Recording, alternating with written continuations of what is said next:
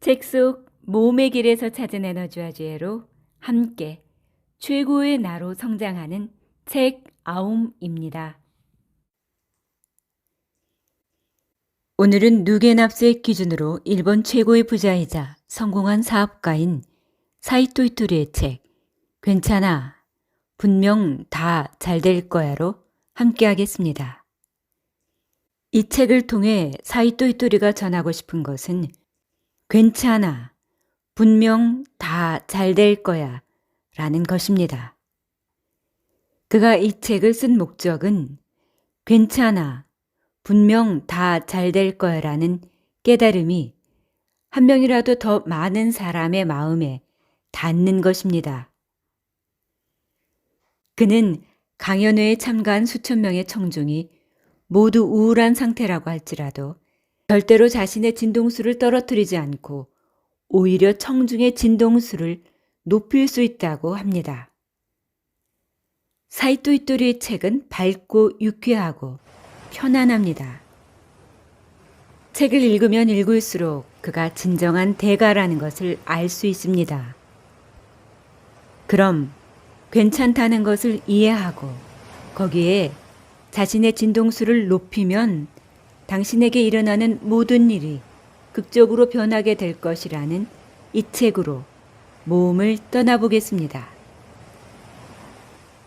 오늘은 빈칸 채우기 문장으로 사이토 히토리의 생각을 한 번씩 되짚으면서 가겠습니다. 빈칸에 어떤 말이 들어갈지, 사이토 히토리의 생각은 무엇인지 한번 맞춰보시기 바랍니다. 이 세상에서 제일 불행한 일은 입니다. 이 세상에서 제일 불행한 일은 바로 나 자신을 괜찮다고 여기지 못하는 것입니다. 더 불행한 일은 나에게 괜찮다고 말해줄 수 있는 주변 사람들도 없는 것이죠. 원래부터 사람은 모두 괜찮은 존재로 창조되었습니다. 즉 신은 학교 성적이 나쁜 사람이든 운동회에서 꼴찌를 한 사람이든 있는 그대로 행복하게 살 수 있도록 만들었다는 뜻이죠. 그런데 주변에서 수학을 못하면 안 된다, 운동신경이 둔하다 등의 말을 들으면서 점점 자신이 괜찮지 않다고 생각하게 되는 겁니다. 부모가 아이에게 제일 먼저 전해야 할 것은 라는 마음입니다. 부모가 아이에게 제일 먼저 전해야 할 것은 너는 지금 그대로도 괜찮아 라는 마음입니다. 우선 나 자신이 괜찮다는 것을 이해해야 합니다. 그리고 주변 사람에게도 괜찮다는 말을 해줄 수 있는 자세를 갖는 것 역시 중요하죠. 태어난 아이들은 모두 나는 괜찮다고 느끼며 태어났을 거예요. 그리고 부모도 내 아이로 태어나서 고맙다고 느꼈겠지요.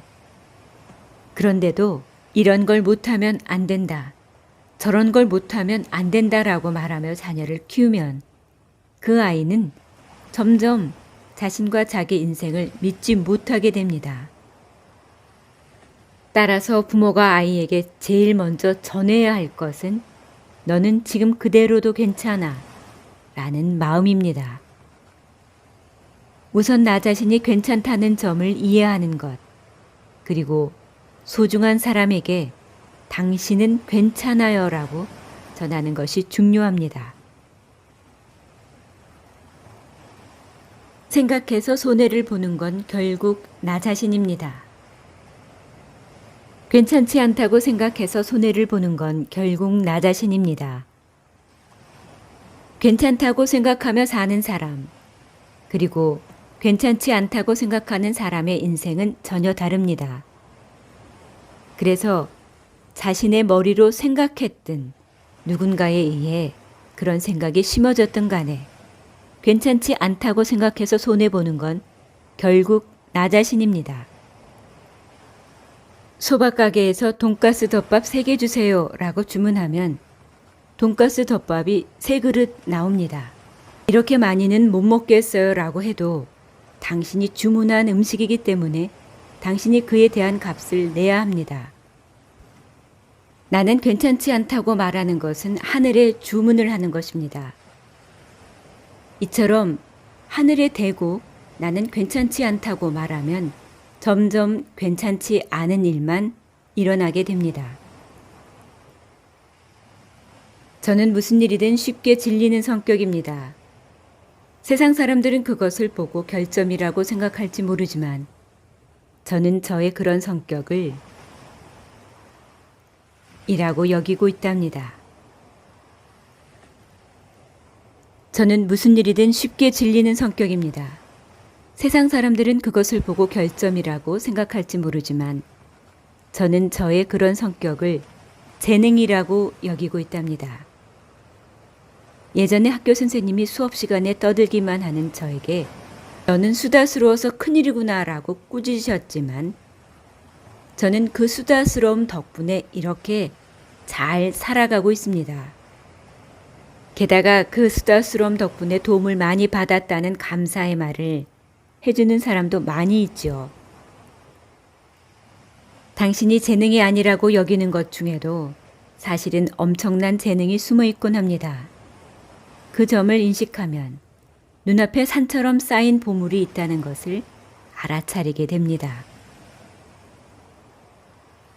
제 제자 중에도 회사 경영을 시작했을 때 부모나 형제로부터 경영자의 자질이 없다는 말을 들었다고 한 사람이 많습니다. 하지만 그런 사람들이 훌륭한 경영자가 되어 지역에서 발표되는 고액 납세자 순위권에 들어갈 정도로 이익을 낼 수 있었던 건 다들 자기 재능을 살린 덕분이죠. 그 재능이 다른 사람 눈에는 쓰레기로 보일지 모르지만 제가 보기에는 보물입니다. 많은 사람이 저마다 재능을 잔뜩 가지고 있는데도 그걸 활용하지 못하고 살아갑니다. 그래서 저는 지금까지 주변에서 이걸 고쳐라, 저런 짓은 하지 마라라는 식의 말을 들은 사람을 만나면 괜찮다, 지금 그대로도 충분하다라는 말을 해주곤 합니다. 여기서 중요한 점은 자신의 재능을 깨닫게 해주는 것과 활용하는 방법을 가르쳐 주는 것이죠. 칼은 손잡이를 쥐어서 쓰도록 만들어져 있습니다. 손잡이가 아닌 칼날을 주면 손을 베이고 말죠. 이와 마찬가지로 재능도 잘못 활용하면 남에게 해만 끼칩니다. 예를 들어 성급함이 사람에게 작용하면 다른 사람을 화나게 하거나 상처를 주기도 합니다. 하지만 성급한 사람은 일처리가 빠르지요. 저도 성급한 성격이라 주변에서 제가 일하는 모습을 본 적이 없다고 할 정도로 굉장히 일을 빨리 처리해버립니다. 게다가 아주 쉽게 질리는 성격이어서 자꾸만 여러 아이디어를 떠올리지요. 그러니까 근면한 것도 재능이고 나태한 것도 재능이라고 할 수 있답니다. 즉, 충분하다는 뜻입니다. 있는 그대로 충분하다는 뜻입니다. 있는 그대로의 내 모습을 깨닫고 있는 그대로의 나를 잘 살리는 방법만 생각하면 됩니다. 사실 원래부터 재능이었던 것을 방법은 없습니다. 사실 원래부터 재능이었던 것을 고칠 방법은 없습니다. 누구나 각자 풍부한 재능을 갖고 있답니다. 중요한 건 그걸 어떻게 살릴까입니다. 많은 사람이 저마다 재능을 잔뜩 가지고 있는데도 그걸 활용하지 못하고 살아갑니다. 선생님과 부모님이 그런 식으로 행동하면 안 된다고 타이르는 것은 재능을 살리는 방법을 모르기 때문입니다. 그걸 누군가가 하면 안 된다고 지적하기 때문에 당신은 그걸 고치려고 애를 쓰겠지만 사실 원래부터 재능이었던 것을 고칠 방법은 없습니다. 그건 고치는 게 아니라 억누르는 것입니다. 그런 식으로 언제나 억누르면 언제 어디선가 갑자기 폭발할지도 모릅니다. 아니면 자기 에너지를 낮춰서 폭발하지 않도록 조절하려고 하겠지요. 그렇게 하면 행동에 필요한 욕망이나 활동 에너지까지 한꺼번에 주저앉게 됩니다. 자기가 원래 가진 100%의 것을 고쳐서 20%로 만들고 싶다면 자기 에너지 전체를 100에서 20으로 줄일 수밖에 없지요. 하지만 그렇게 하면 사람은 너무 무기력해집니다. 결점은 극복하는 것이 아니라 하는 것입니다. 결점은 극복하는 것이 아니라 이용하는 것입니다. 못하는 일이 있으면 다른 사람에게 부탁해 보세요.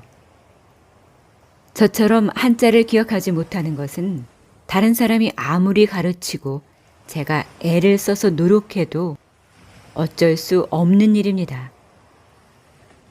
그래서 저는 그런 점을 재능이라고 여깁니다. 하지만 대부분의 사람들은 그걸 재능이라고 보질 않지요. 자신이나 주변 사람들이 할 수 있는 일은 남들도 노력만 하면 가능하다고 생각하니까요. 또한 많은 사람이 자신이 못하는 일을 재능이 아니라 최대 난점이나 결점으로 치부하고 있습니다. 그리고 그걸 극복하려고 갖은 노력을 다하지요. 그런 건 극복할 필요가 없습니다. 극복하기 전에 먼저 그것을 이용하는 방법을 생각하면 되니까요. 한자를 모르면 전자사전을 사면 되고 옆 사람에게 물어보면 금방 해결이 될 겁니다. 그렇게 내가 할 수 있는 일은 해주고 내가 못하는 일은 남에게 부탁하다 보면 나의 장점과 다른 사람의 장점이 눈에 들어오게 됩니다. 그리고 좀 더 나 자신에게 너그러워질 수 있고 다른 사람들을 따뜻하게 대해줄 수 있죠. 결점은 극복하는 것이 아니라 이용하는 것입니다. 못하는 일이 있다면 다른 사람에게 부탁해 보세요. 사람은 모두 신이 만든 최고의 걸작입니다. 신은 우리 한 명 한 명에게 멋진 개성이라는 재능을 내려주었습니다. 신이 하는 일은 무엇이든지 완벽합니다. 결코 실수가 없습니다. 그러니까 우리가 가진 잘 질리거나 툭하면 화를 내는 성격 모두 신으로부터 받은 선물이자 재능입니다. 많은 사람은 자신이 할 수 없는 일을 신이 내려준 선물이나 재능이라고 여기지 않고 오히려 최대 단점이나 결점이라고만 치부합니다. 신은 자신의 자녀인 인간을 힘들게 하는 일은 절대로 하지 않는다는 사실을 전혀 모르는 것이죠. 자신을 그저 평범한 사람이라고 생각하니까 평범한 삶을 살아가는 것이겠죠. 자신이 가치 있고 대단한 사람이라고 여기면 자꾸만 가치 있고 멋진 일을 하려고 합니다.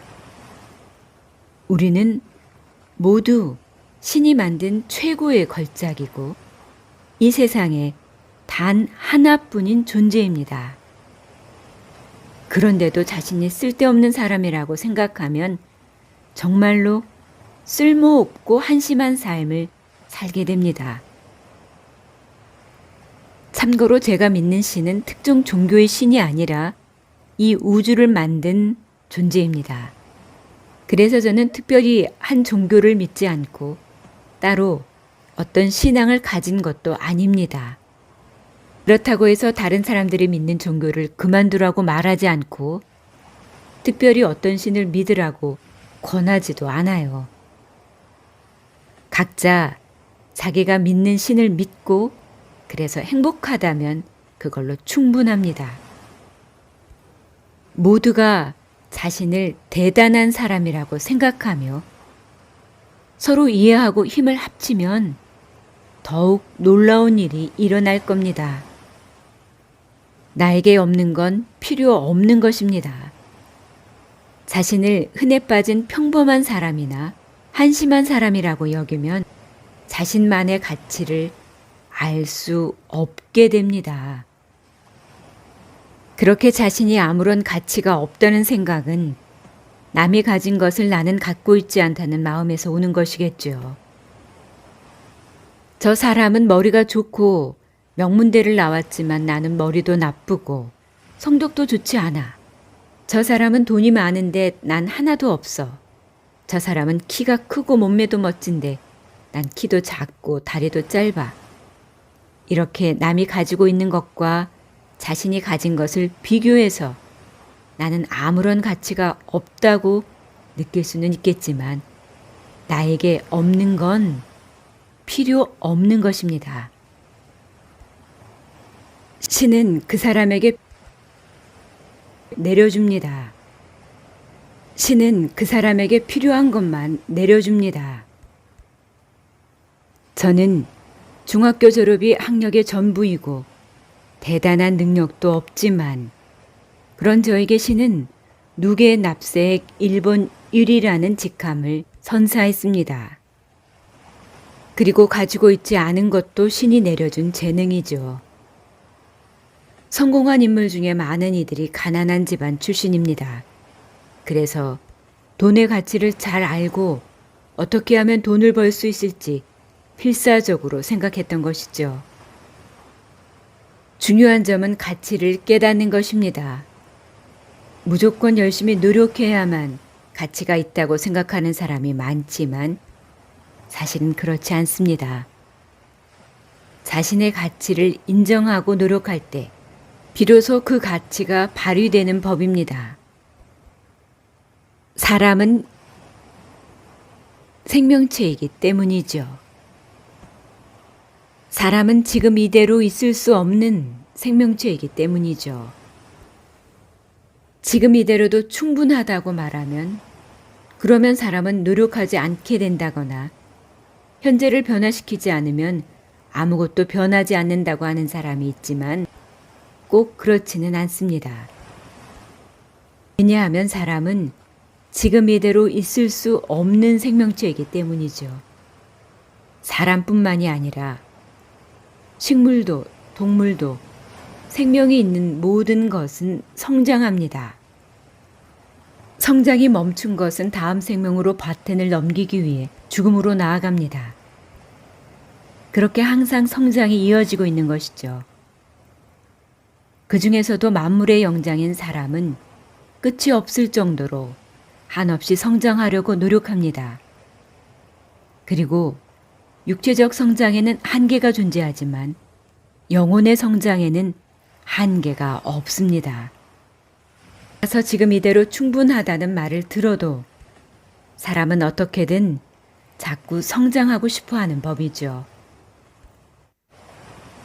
오히려 이 말에 담겨 있는 지금 이대로의 나 자신을 인정했을 때 사람은 본래의 장점과 자기 역할을 깨닫고 그 재능을 충분히 발휘할 수 있습니다.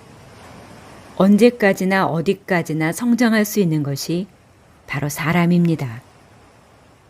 사람은 인정받을 때 능력을 발휘할 수 있는 생명체입니다.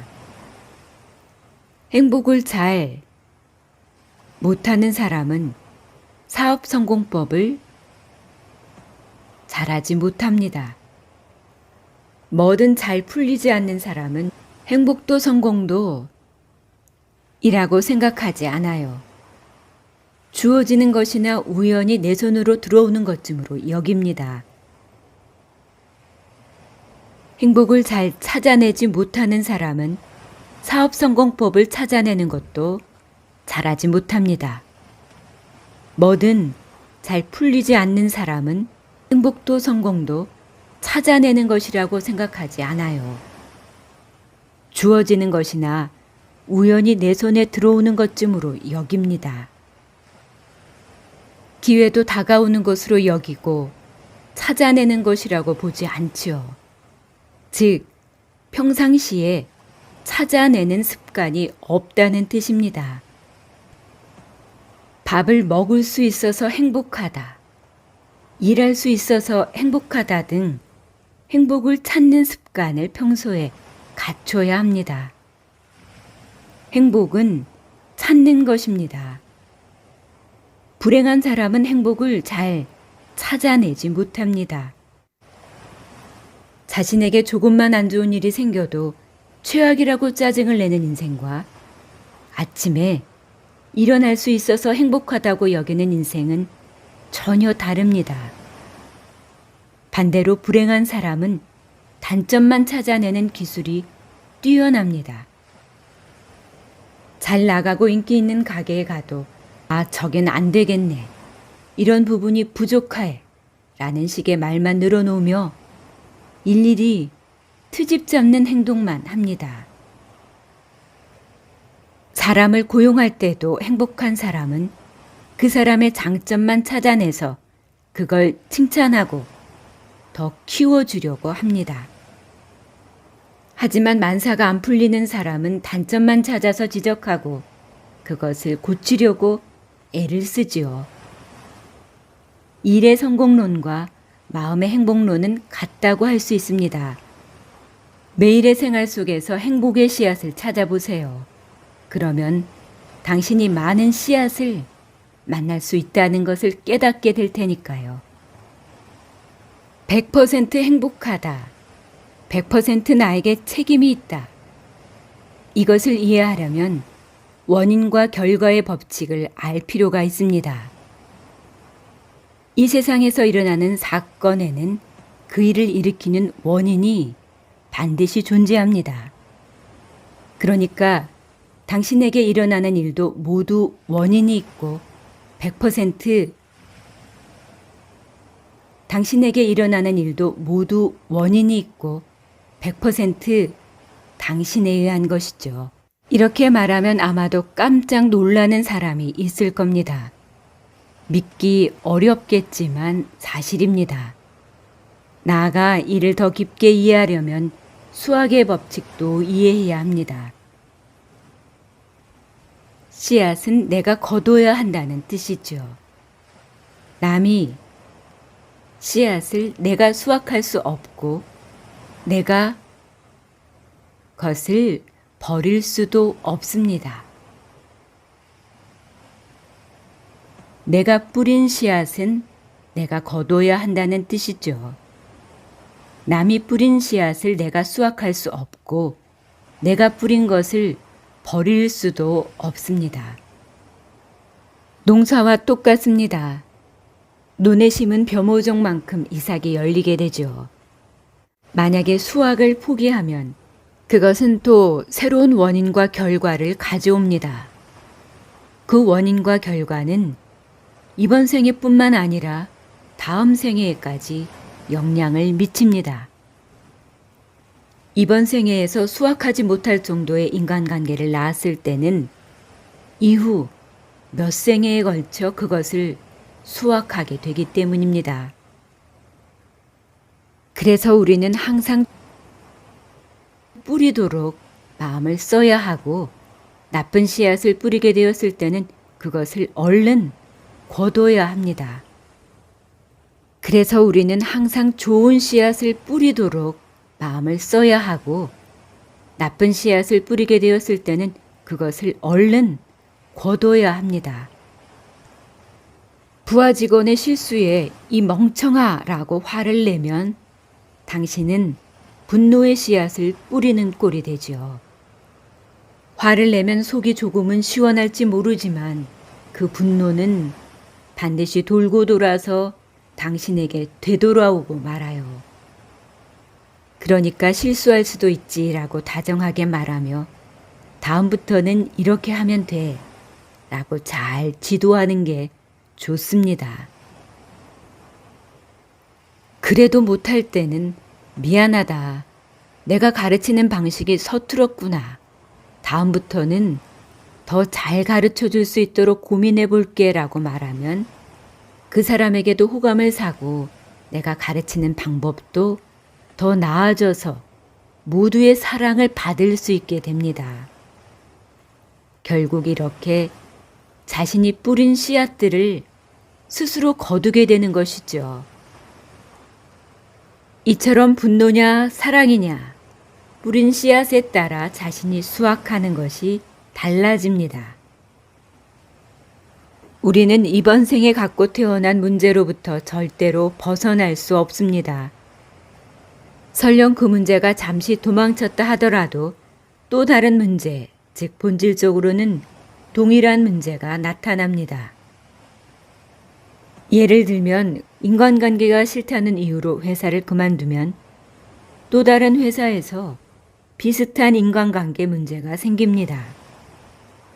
이처럼 인간관계에서 안 좋은 일만 생긴다면 그건 자신 내부에 그렇게 만드는 무언가가 있다는 뜻입니다. 이것이 바로 법칙입니다. 이것이 바로 거울의 법칙입니다. 내가 호의적으로 남을 대하면 상대방도 날 호의적으로 대한다. 상대방에게 열등의식이나 적대심을 가지면 상대방도 똑같은 감정을 갖는다. 이런 말은 어디까지나 표면적인 이야기에 해당됩니다. 그러나 거울의 법칙은 조금 더 내면적으로 깊은 곳까지 비춰줍니다. 예를 들어 거만한 사람을 봤을 때 화가 많이 나는 사람은 자기 마음속에도 다른 사람들 위해 섰을 때 거만하게 굴 성격이 숨어 있다는 의미와 같습니다. 혹은 자신이 거만하게 나서고 싶지만 억누르고 있다는 뜻이죠. 그런 욕구를 꾹꾹 눌러 참고 있으니까 누군가가 거만하게 나서면 화가 나는 겁니다. 거울은 당신의 모습을 있는 그대로 비춰줍니다. 당신 마음속의 거울은 무엇을 비춰주나요? 자신을 비춰주는 거울을 똑바로 볼 수 있는 사람이 되세요. 거울을 닦아도 얼굴의 얼룩은 지워지지 않습니다. 사람은 모두 상처를 가지고 태어납니다. 그리고 대다수의 경우 같은 상처를 가진 부모에게서 태어나죠. 왜냐하면 그건 자신의 상처를 깨닫기 위해서입니다. 폭력을 행사하는 사람은 폭력적인 부모 밑에서 태어납니다. 그래서 이것은 나에게 그런 문제가 있기 때문이다라고 생각하면 그 상처도 낫게 할 수 있지만 폭력적인 부모가 나쁘다고 말하면 그 상처는 절대로 나을 수 없습니다. 또한 그런 사람은 자신이 부모가 되어도 똑같은 행동을 하게 됩니다. 자신의 얼굴에 얼룩이 묻으면 아무리 거울을 닦아도 거울 속의 얼룩을 지울 수 없습니다. 심지어 거울을 바꿔도 소용이 없지요. 그러니까 직장 상사가 싫다고 해서 회사를 그만두어도 또 다음 회사에서 비슷한 사람을 만나게 됩니다. 하지만 거울을 보고 내 얼굴의 얼룩을 알아차리고 씻어내면 깔끔해지듯이 자기 내면에 있는 상처를 알아차리고 낫게 하면 주변에서 일어나는 현상도 달라집니다. 직장 상사의 대응이 변하거나 오히려 상대방이 전근을 간다거나 혹은 자신이 승진해서 부서 이동을 하는 등의 일이 일어나게 되죠. 거울에는 있는 그대로의 내 모습이 비칩니다. 이와 마찬가지로 나에게 일어나는 일들은 모두 내 상처가 투영된 것입니다. 그래서 나에게 일어난 사건들을 남 탓으로만 돌리면 언제까지나 만사가 풀리지 않습니다. 당신 자신의 거울에 비친 모습을 똑바로 보고 깨닫고 대응하면 현실 세계가 재미있게 변화합니다. 자신의 재능이 어디에 맞는지 생각해 보세요. 용기 없는 사람이 나도 힘내서 용기를 내보자고 마음을 먹어도 결국 평범한 사람 정도가 되는 것이지 절대로 비범해질 수 없습니다. 따라서 그런 것보다는 나를 살리는 방법을 생각해 보는 것이 더 좋습니다. 성급함을 살리고 공격성을 살려서 이건 이럴 때는 드러내도 되지만 저런 경우에는 그렇게 하면 안 되겠다는 식으로 컨트롤하면 어떤 일이든 반드시 성공할 수 있습니다. 성급하거나 공격성 있는 사람이 그 재능의 방향을 자기 일로 돌리면 엄청난 성과가 나오게 됩니다. 그런데 일이 바쁠 때는 그 재능을 업무에 쏟아내지만 한가할 때는 그걸 사람에게 터뜨리는 경우가 있습니다. 그럴 때는 여행을 가는 등 사람을 향하지 않도록 자신의 재능을 잘 구사하면 됩니다.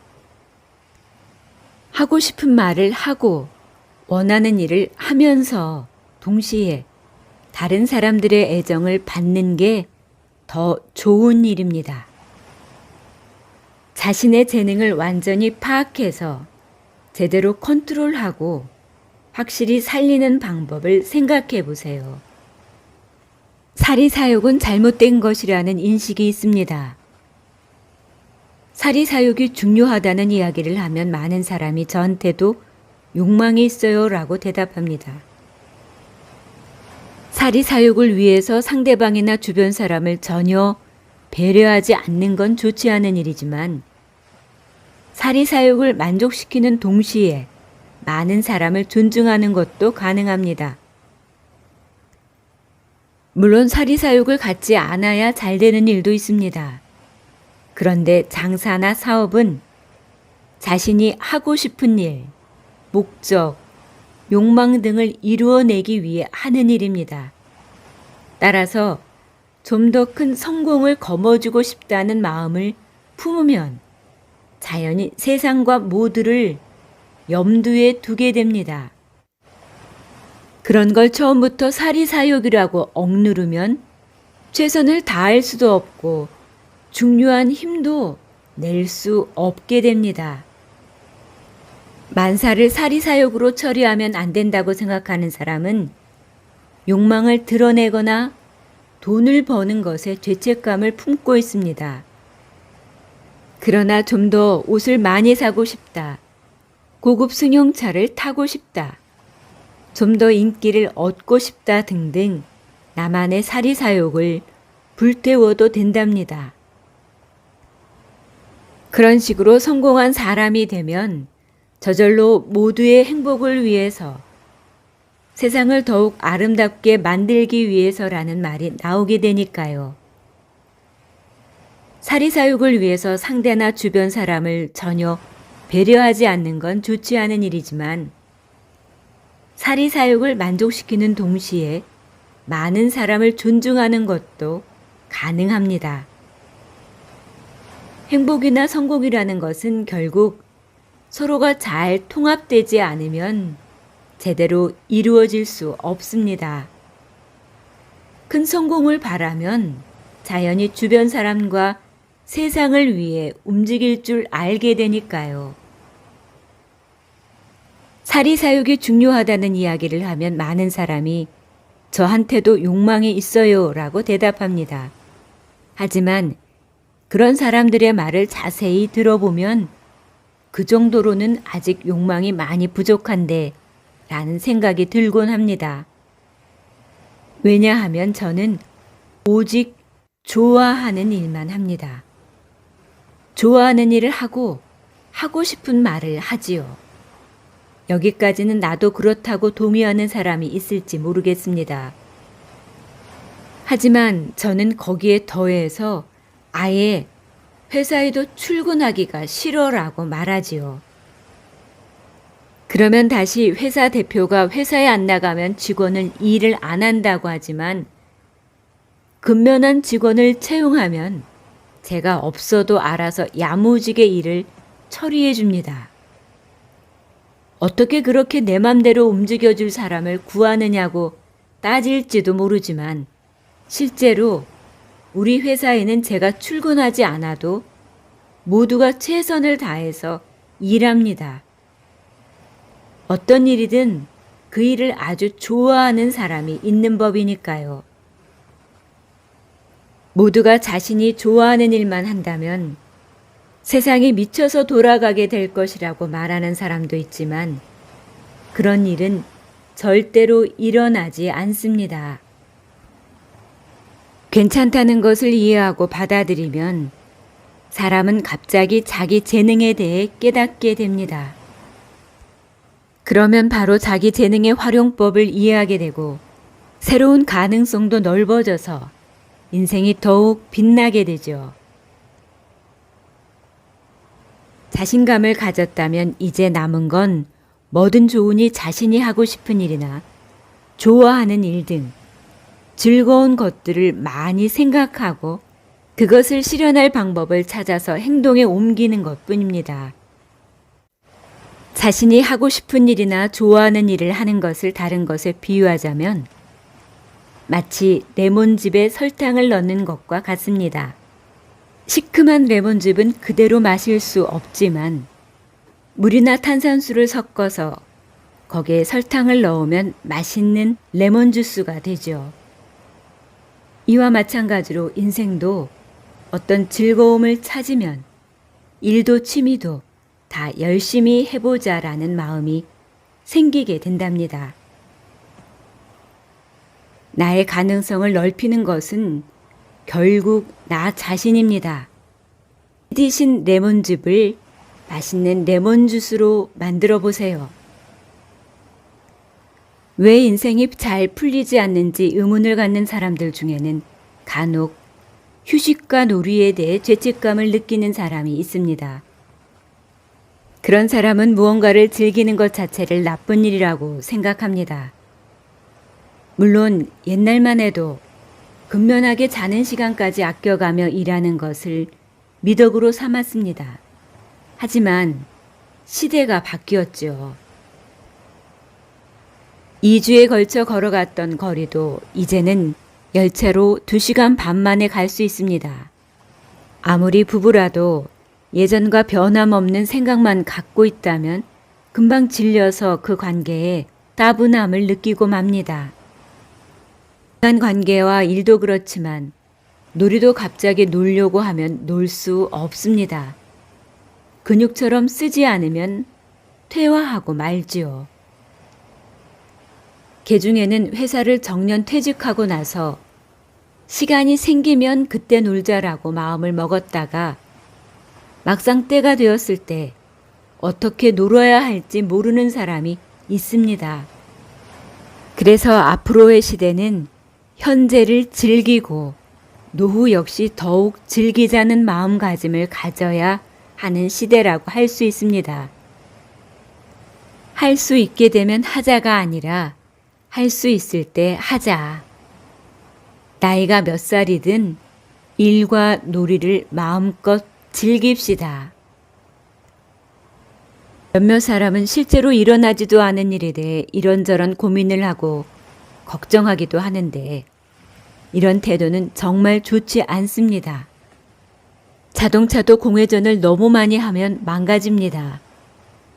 차에 부하가 걸린 상태라면 괜찮겠지만 아무 부하가 걸리지 않은 채로 엑셀을 계속 밟아대면 엔진이 망가지고 말죠.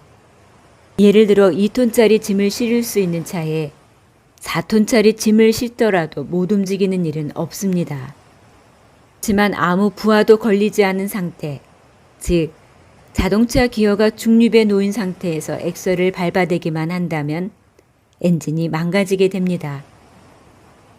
사람이 실제로 일어나지도 않은 일을 상상하고 고민하는 것 역시 이와 마찬가지입니다. 예를 들어 당신 눈앞에 레몬 조각이 잔뜩 쌓여 있고 그걸 하나씩 먹는 상상을 해보세요. 어떤가요? 실제로 레몬을 먹지도 않았는데 입안에 침이 잔뜩 고이죠. 다시 말하면 생각은 반드시 몸에 영향을 끼칩니다. 불안해하면 몸에는 교감신경작용을 높이는 호르몬이 뇌 속에서 분비되어 혈관이 수축하게 됩니다. 그러면 자연히 전체 혈액순환이 나빠집니다.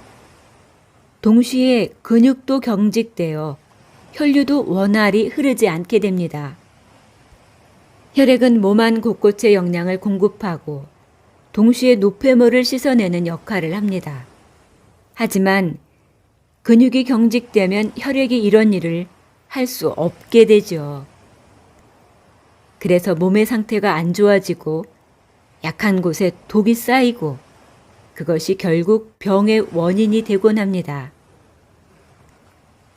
옛날 전쟁에서 극심한 추위에 시달리며 잠을 못 자며 적군과 고전해도 병사들 대다수는 그것이 원인이 되어 병을 앓는 일이 없었습니다. 그 정도로 사람의 몸은 튼튼히 만들어져 있지만 실제로 일어나지도 않은 일을 가지고 걱정하느라 몸에 계속 부담을 주면 그 사람의 몸은 결국 망가지게 되어 있습니다. 상상력을 조금 더 좋은 곳에 쓰세요. 자신이 행복해지는 모습을 상상해 보면서 지금 먼저 할 수 있는 일부터 시작하세요. 깨달음이라는 건 고민이나 걱정을 하지 않게 되는 것이 아닙니다. 고민이나 걱정거리가 있어도 그걸 괜찮다고 느낄 수 있는 마음이 바로 깨달음입니다. 그런 차이를 만들 줄 알아야 합니다. 상대도 사람이고 나도 똑같은 사람입니다. 능력의 차이가 생기는 건 각자의 목적이 다르기 때문입니다. 각자의 과제에 차이가 있어도 영혼을 성장시키려고 노력하는 길에는 차이가 존재하지 않습니다. 그렇게 상대방의 능력이나 모습, 피부색, 언어 등과 다양한 차이를 인정하면서도 서로의 영혼과 생명을 존중할 줄 아는 것이야말로 진정한 깨달음이라고 할 수 있습니다.